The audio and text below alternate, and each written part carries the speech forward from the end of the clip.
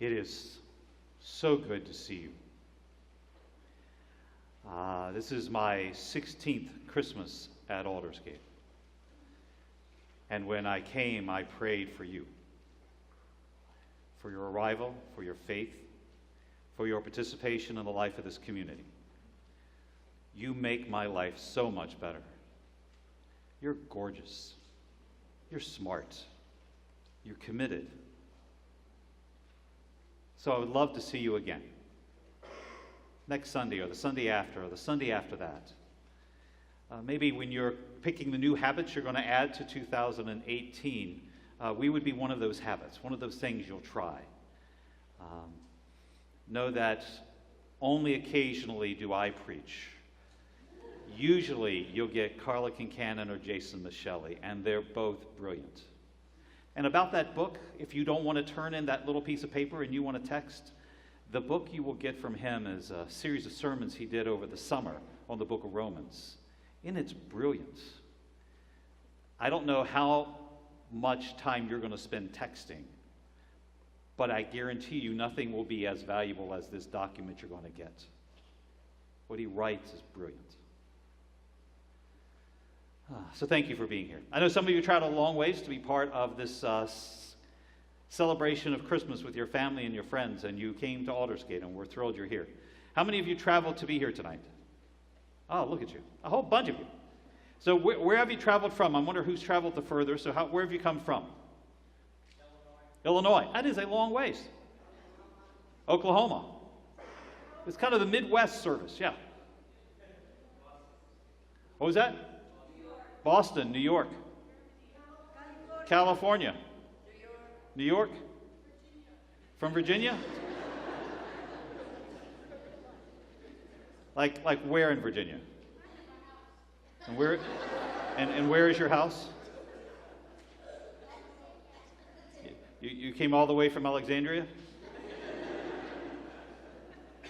A little bit later in the service, there is a song during the offering we're going to hear about welcoming a baby boy into the world. And it was written by your dad, Andreas Barrett. So not only do people have a chance to hear Carla Kincannon and Jason Michelli, if they come be part of this church, they get to worship with Andreas Barrett. Thank you, Andreas. Yeah. It's okay.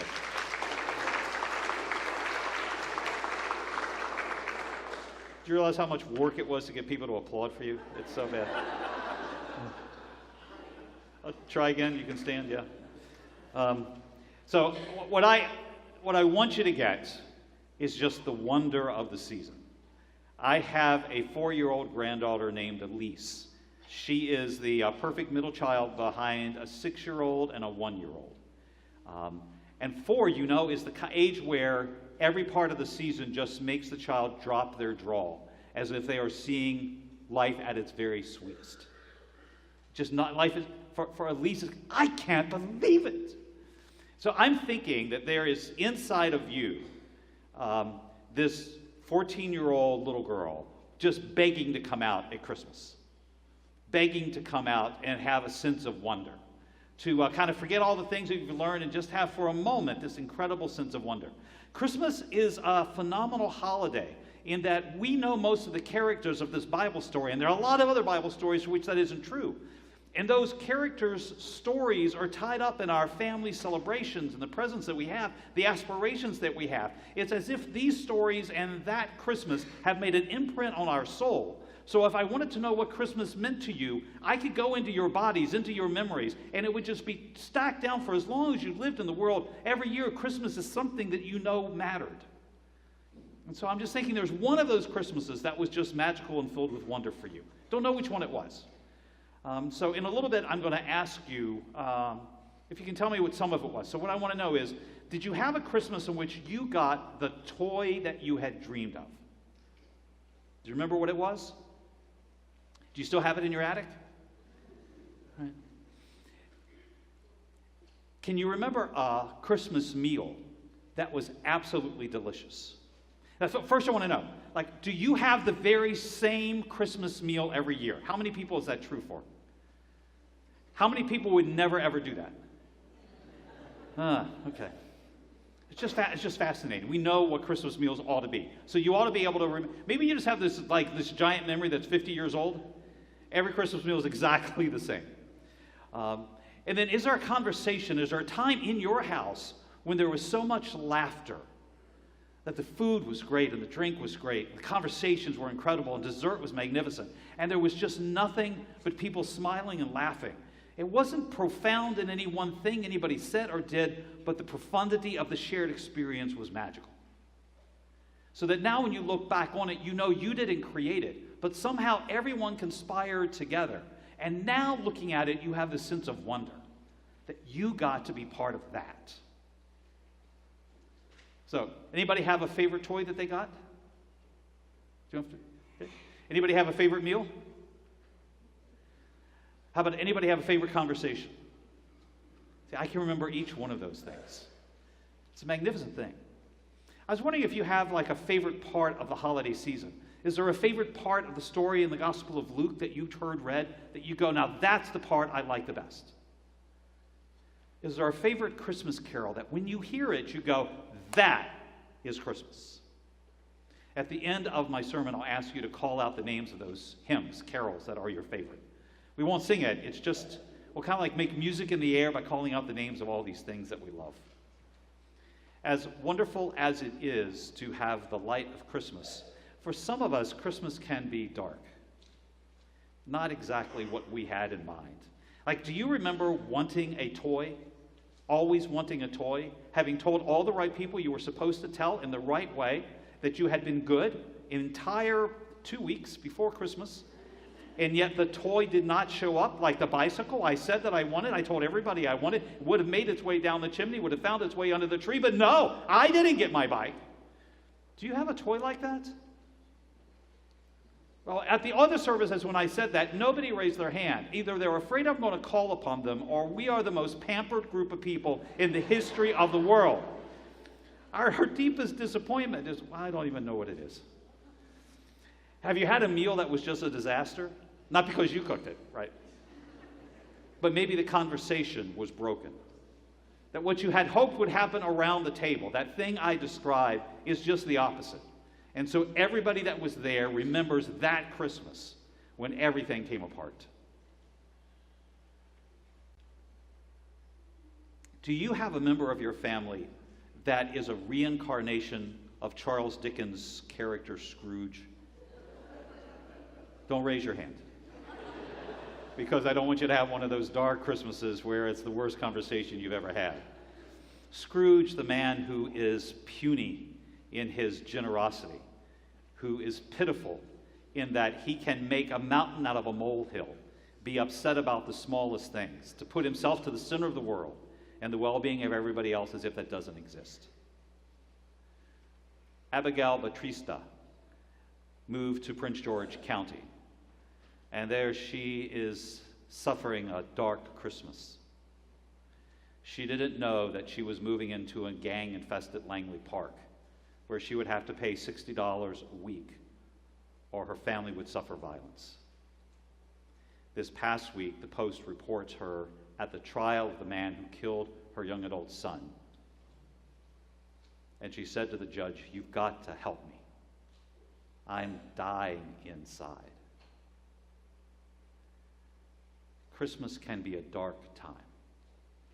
If you were to put together Scrooge and MS-13, paranoid schizophrenics, you would have somewhat an idea who Herod the Great was, the person given control over Judea. He drowned a priest, and to keep the secret safe, he murdered his wife, his mother-in-law, and 2 sons. So hated was he for his terror that he knew no one would mourn his death, but instead would be dancing in the streets. So he had in Jerusalem the most distinguished leaders gathered up and imprisoned, and gave the order that upon his death they were to be murdered too, so that the word would be known, the word would go out, that the streets were filled with mourning. The order wasn't kept, but it pales in comparison to his most horrendous act. When he got word that a new baby king had been born, he gave word to his soldiers to gather up all Jewish babies under the age of 2 and annihilate them.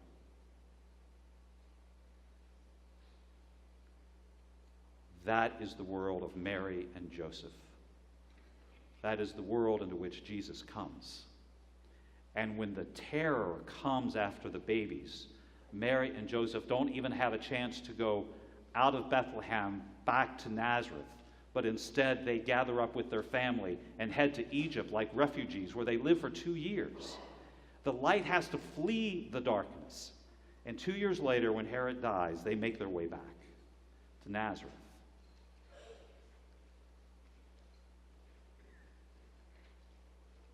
So some Christmases are filled with light and some are filled with dark. Does anybody know what I'm talking about? There's a man named Dietrich Bonhoeffer, a Lutheran pastor during World War II who stood in opposition to Adolf Hitler. And because of what he did, he was arrested.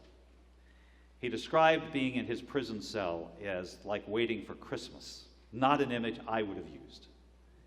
He said, all you can do is wait and do a little of this and a little of that, all of it inconsequential, because the only latch to open the door is on the outside. There has to be a word from the outside of the darkness. When the darkness seems like a black hole in which there's no way out, there has to be a word from the outside, a sound that you hear that penetrates and tells you the light is on its way. The story of Christmas is about that light arriving. I think there was somebody in your life, I don't know when, who was that word that penetrated your darkness, and there was resonant inside of you this light of Jesus Christ. And when that light comes, I want you to experience the wonder that it isn't just that you've learned how to salute to the one who's known as the Christ, but you yourself are taken aback. Your jaw drops like you're 4 years old. And you go, this is the light of the world. So I want to tell you about Gabriel and a guy named Zechariah. Does anybody remember Zechariah from the Christmas story? Zechariah is the father to John the Baptist. John the Baptist is the one who's predicted, who will point to Jesus as the light of the world. Zechariah is as old as me.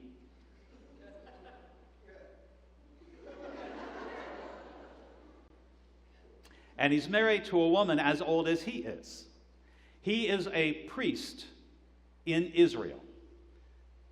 Do you want to get that? Because to be a priest, it's just like different than us. You don't like say, I think I want to go be a preacher, I'm going to go to college, I'm going to go to seminary, I'm going to get ordained. For them, it is a family tradition like being a carpenter or a builder or a chef.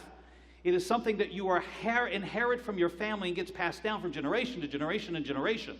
Zechariah is one of those priests. And he marries Elizabeth. And you know what her dad does for a living? He's a priest. So all of her brothers, all of her uncles, everybody in that family understands what this priesthood is all about.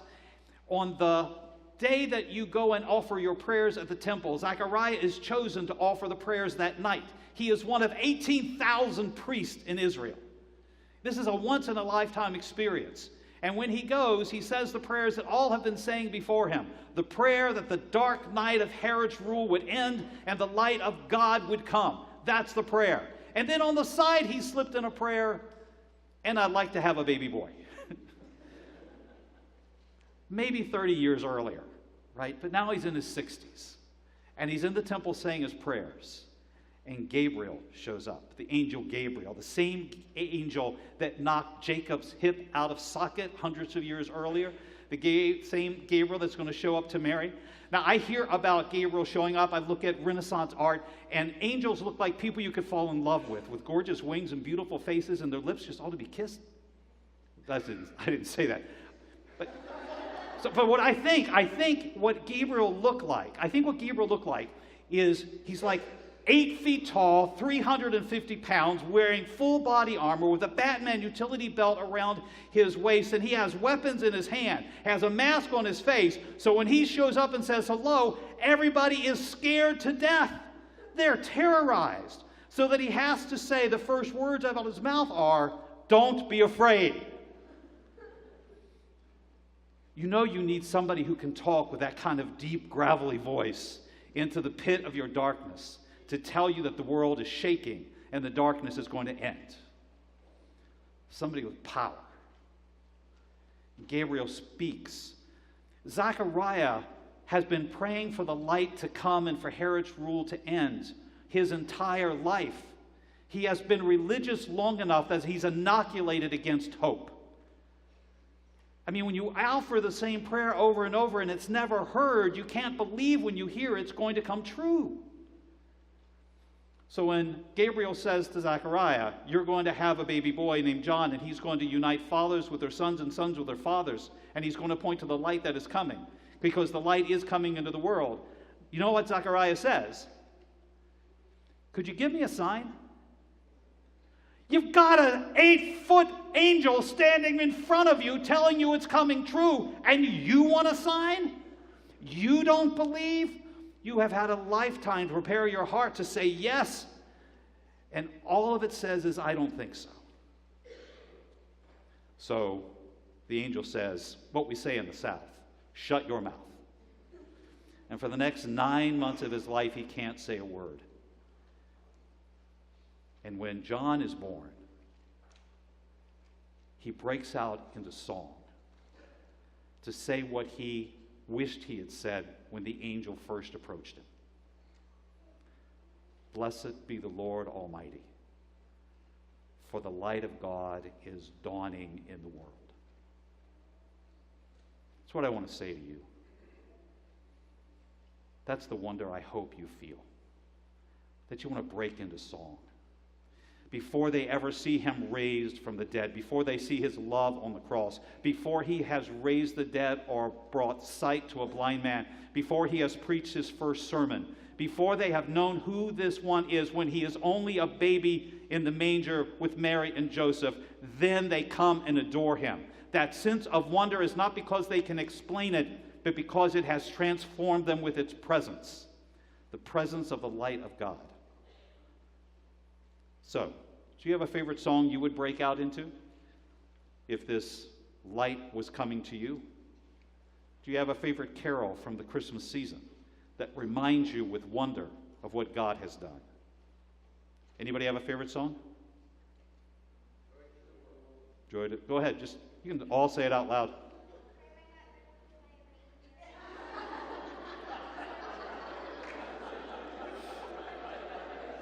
Rain. How many believe reindeer were around the manger? Yeah, we got that. Oh, holy night. O come, Emmanuel. Joy to the world. Angels we have heard on high. It is a magnificent thing to have a heart that wants to sing, because you are lost in wonder, love, and praise. I offer to you in the name of the Father, the Son, and the Holy Spirit. Merry Christmas.